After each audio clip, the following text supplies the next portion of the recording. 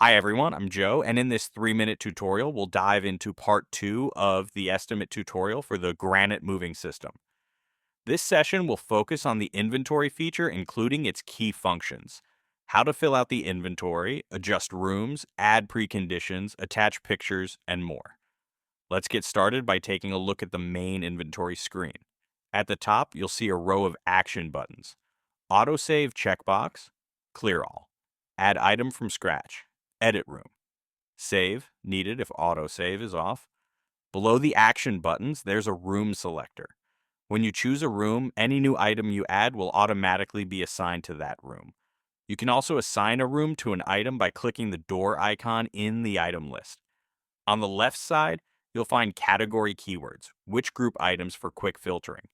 Next to that, there's the search item filter, where you can search for specific items.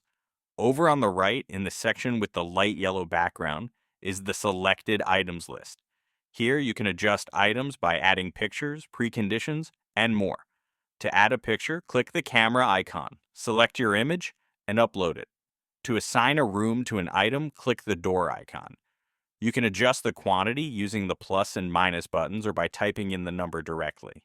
Next to the quantity field, you'll see a set of option buttons. The most important button here is the precondition button.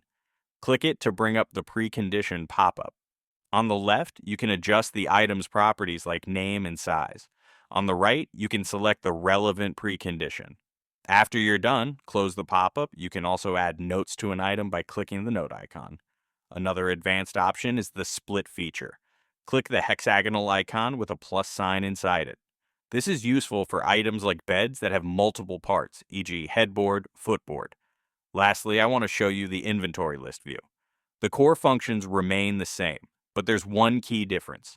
Here, you can select multiple items on the left and apply changes or delete them all at once. This batch option is available on many lists throughout the system, and that's it. Thanks for watching part 2 of the estimate tutorial on advanced inventory. In the next video, we'll explore more advanced features of the estimate screen. Have a great day, and see you next time.